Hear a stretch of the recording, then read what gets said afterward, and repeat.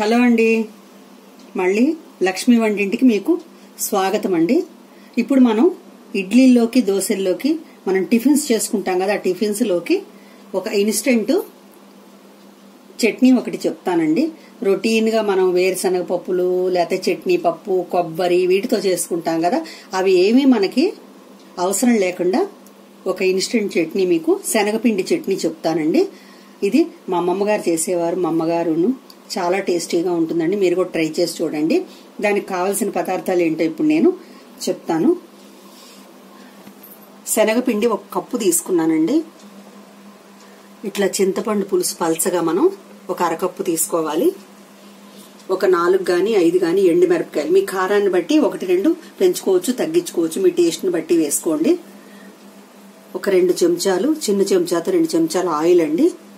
ఇంకా దీంట్లో మనం తిరగమాత వేసుకోవటానికి ఆవాలు, జీలకర్ర, ఇంగువ, 1 చెంచా మినపప్పు, 1/2 స్పూను పసుపు, 1.5 స్పూను ఉప్పు వేసానండి. నేను ఈ క్వాంటిటీని బట్టి ఉప్పు తీసుకున్నాను, మీ రుచికి తగ్గట్టుగా మీరు తీసుకోండి. ముందుగా మనం ఈ శనగపిండిని బాండీలో వేసి వేయించుకుందామండి. చూద్దాం ఇప్పుడు మనం శనగపిండి పచ్చడి తయారు చేయటం చూద్దాము. ముందుగా మనం స్టవ్ వెలిగించుకుని ఒక బాండి వేడి చేసుకుందాం. బాండి వేడెక్కిన తర్వాత ఈ శనగపిండి మనం పచ్చివాసన పోయే వరకు వేయించుకోవాలి, గోల్డెన్ బ్రౌన్ వచ్చే వరకు. బాండి వేడెక్కుతున్నదండి.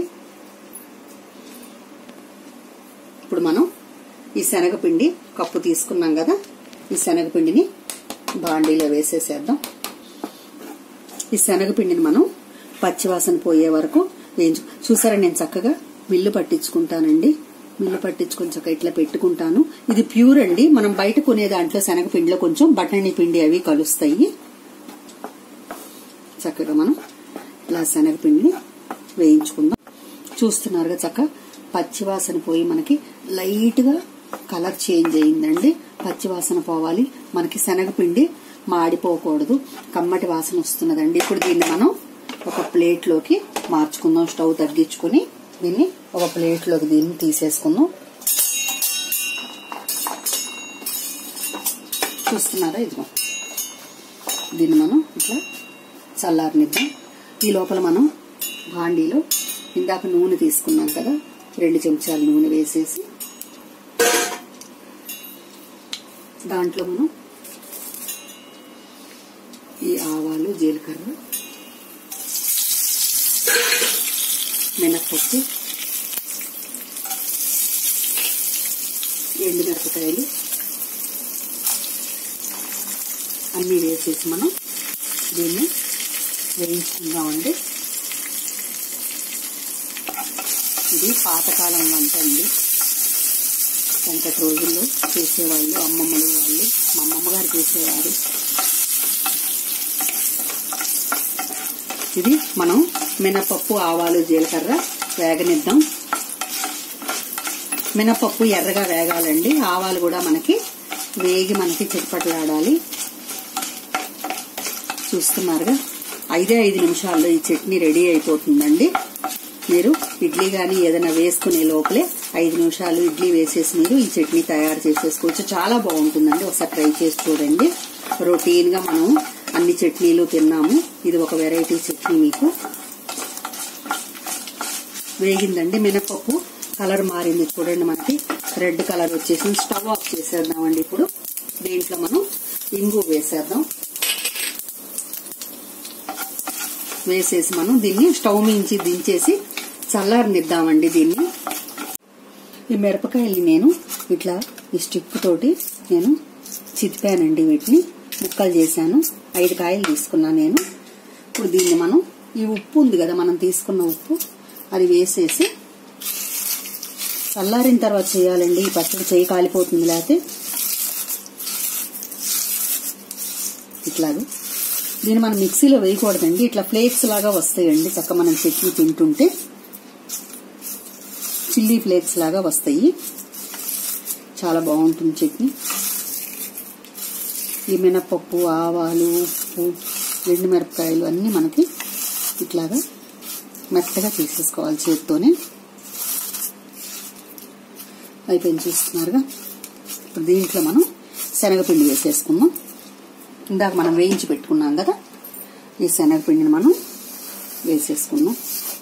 5 నిమిషాల్లో అయిపోతుందండి ఈ చట్నీ. మాడకూడదండి శనగపిండి. కొంచెం మనకి కలర్ మారే వరకు, పచ్చివాసన పోయే వరకు మనం వేయించుకోవాలి. దీన్ని మనం ఇందులో ఇట్లా మిక్స్ చేసుకొని, తొక్కులు మనకి ఇట్లా వస్తుంటేనే బాగుంటుందండి. దీంట్లో మనం ఇది తీసుకున్నాం కదా, పావు చెంచా పసుపు వేసేసేద్దాం. ఇదంతా బాగా కలిసిన తర్వాత మనం,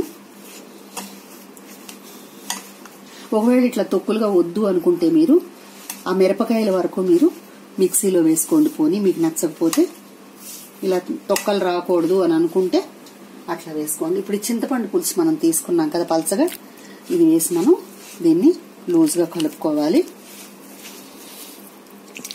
కొంచెం వాటర్ కూడా వేసుకుని మనం పల్చగా చేసుకోవాలండి చట్నీ.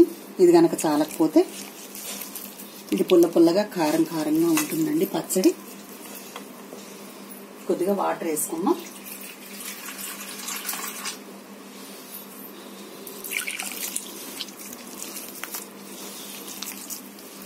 లూజ్గా మనకి బాగుంటుంది.